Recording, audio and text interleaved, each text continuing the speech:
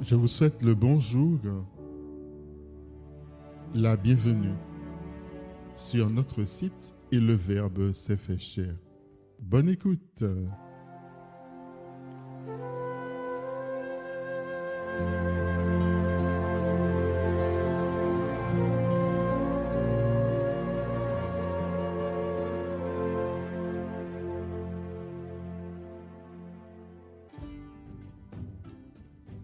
Évangile de Jésus-Christ selon saint Luc. Le premier jour de la semaine, à la pointe de l'aurore, les femmes se rendirent au tombeau, portant les aromates qu'elles avaient préparés. Elles trouvèrent la pierre roulée sur le côté du tombeau. Elles entrèrent, mais ne trouvèrent pas le corps du Seigneur Jésus. Alors qu'elles étaient désemparées, voici que 2 hommes se tinrent devant elles, en habits éblouissants. Saisies de crainte, elles gardaient leur visage incliné vers le sol. Ils leur dirent : « Pourquoi cherchez-vous le vivant parmi les morts ? Il n'est pas ici, il est ressuscité. Rappelez-vous ce qu'il vous a dit quand il était encore en Galilée. Rappelez-vous ce qu'il vous a dit quand il était encore en Galilée. Il faut que le Fils de l'homme soit livré aux mains des pécheurs, qu'il soit crucifié et que le 3e jour, il ressuscite. » Alors, elles se rappelèrent les paroles qu'il avait dites. Revenues du tombeau, elles rapportèrent tout cela aux 11 et à tous les autres. C'étaient Marie-Madeleine, Jeanne et Marie, mère de Jacques. Les autres femmes qui les accompagnaient disaient la même chose aux apôtres. Mais ces propos leur semblèrent délirants, et ils ne les croyaient pas. Alors Pierre se leva et courut au tombeau. Mais, en se penchant, il vit les linges, et eux seuls, il s'en retourna chez lui, tout étonné de ce qui était arrivé.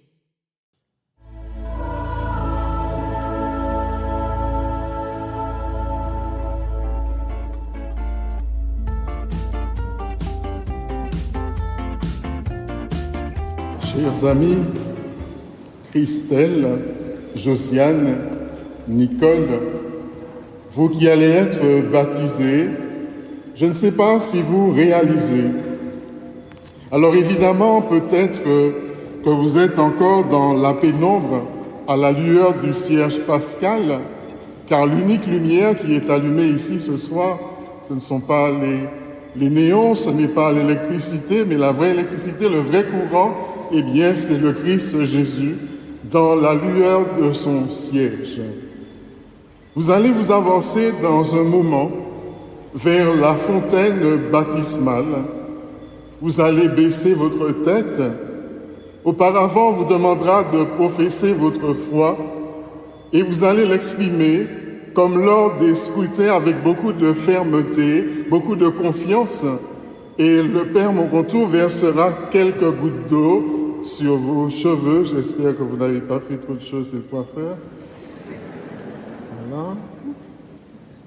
Et ces quelques gouttes d'eau, eh bien, feront tout.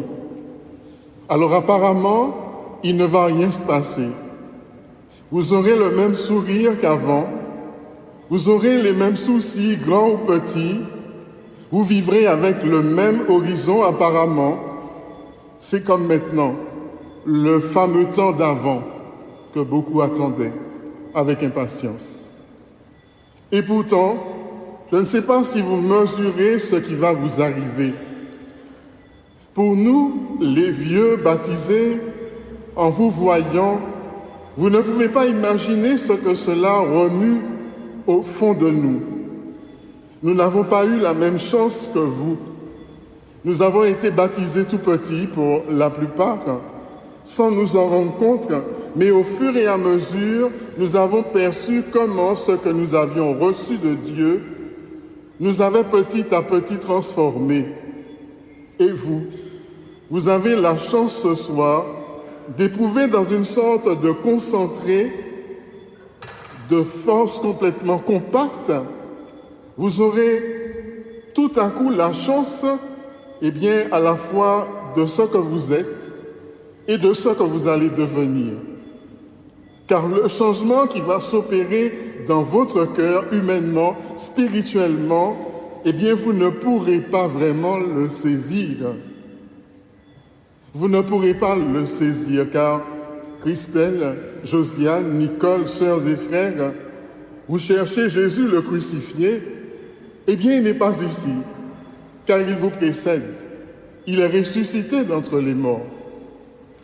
En fait, ce soir, il y a deux choses.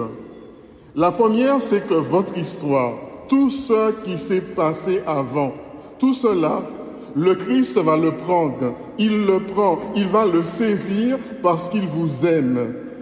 Et même si certains moments, eh bien, votre histoire a été très difficile, même si vous êtes passé par des coups durs, eh bien, ce soir, il vous prendra dans ses bras de ressuscité, comme une maman qui prend son enfant lorsqu'il est tombé et qu'il se met à crier.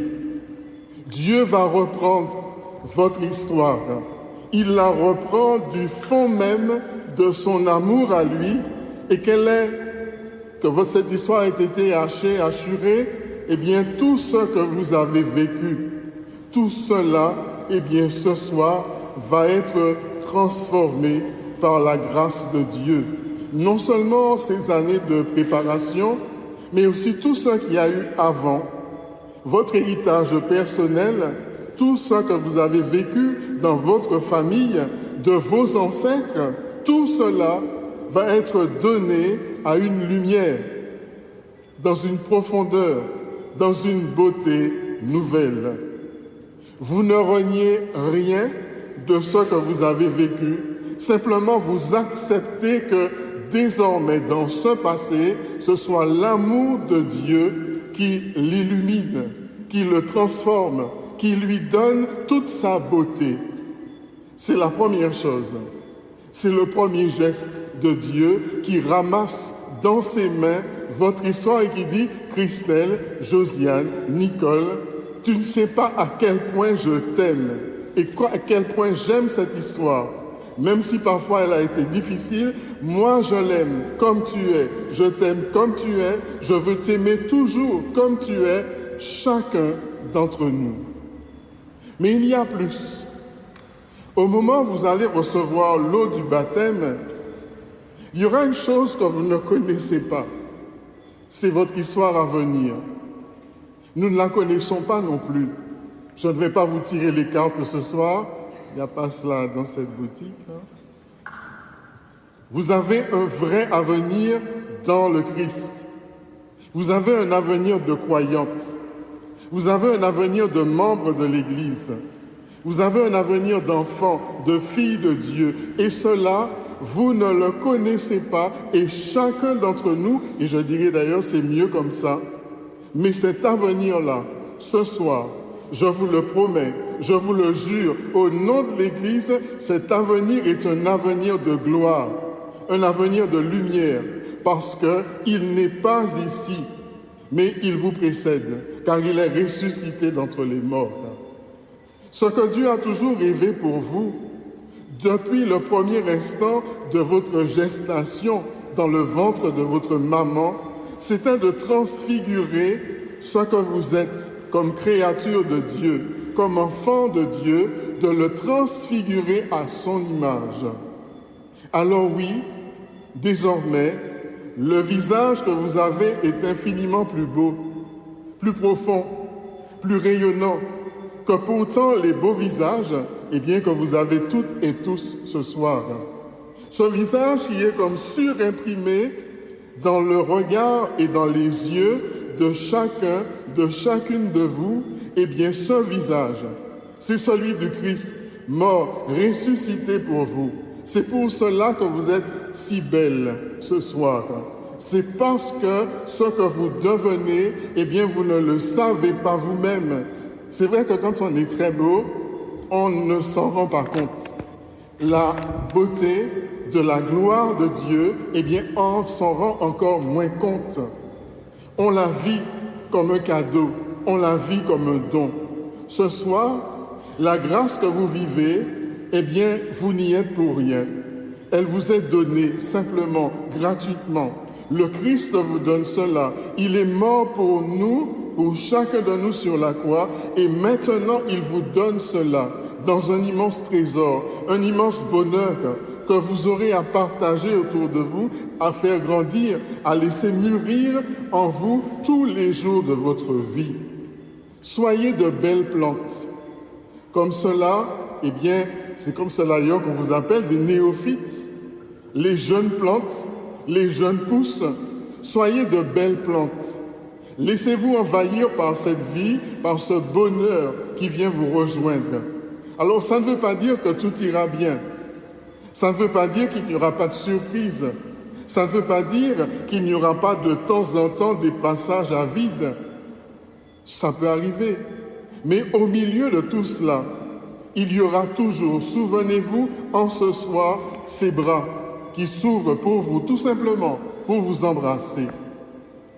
Et pour nous, frères et sœurs, qui sommes de vieux routiers de notre vie baptismale, qui avons beaucoup domestiqué Dieu, et je dirais même domestiqué la résurrection, je crois que le Seigneur a pour nous une question ce soir. Pourquoi cherchez-vous le vivant parmi les morts?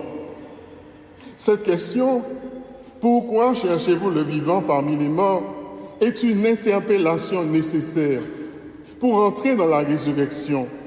Tant que nous croirons en nous cette culpabilité qui nous tue, ou toutes ces puissances qui tuent l'autre, eh bien nous chercherons le vivant parmi les morts.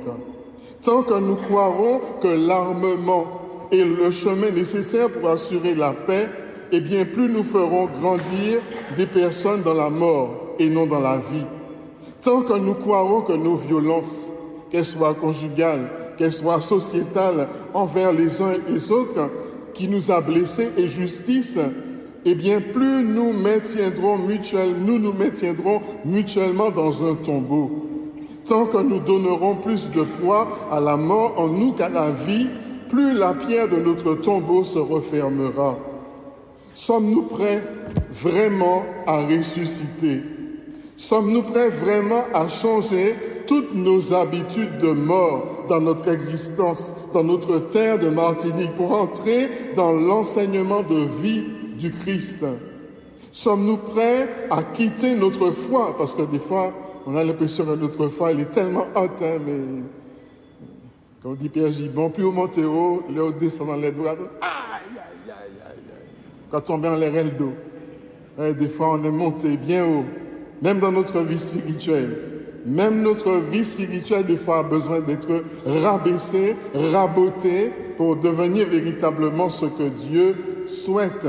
Sommes-nous prêts donc à quitter notre foi, notre amour, notre espérance en la mort pour nous ouvrir à la réelle foi, au réel amour, au véritable et à la juste espérance? Sommes-nous prêts à faire le saut radical dans l'inouï de Dieu, dans l'insondable de la vie? Dans notre être blessé ou celui de l'autre, nous sommes appelés à habituer notre regard à la vie, qu'aucune mort ne peut vaincre, qu'aucune entrave ne peut confiner, qu'aucun mal ne peut assombrir.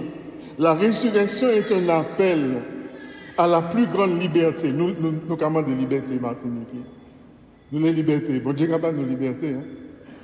La plus grande liberté, la résurrection, c'est un appel à la plus grande liberté qui soit.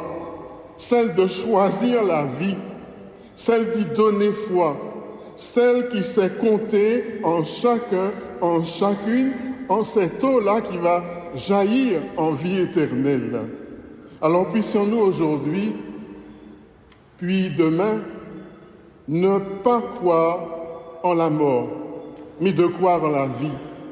Puissions-nous délivrer notre corps des emprises mortelles du mal et de son tombeau pour devenir un corps de gloire, un corps transfiguré, un corps vivant. Puissions-nous vraiment quitter notre foi en la mort comme le terme de notre vie pour finalement chercher la vie du vivant, le vivant, Jésus. Quand est-ce que nous allons comprendre, sœurs et frères, que la mort est mortelle et que la vie est éternelle, et qu'il ne dépend pas de nous de vivre dans un tombeau, mais de vivre en Dieu, de vivre dans la plénitude de la vie. Seule la vie est digne de foi et non la mort. Alors cessons d'y croire. Christ est ressuscité. Voilà quel est quelque chose de neuf. Christ est ressuscité. Allez annoncer à ce monde vieillissant la nouveauté de ce message. Christ est... Pardon? Amen.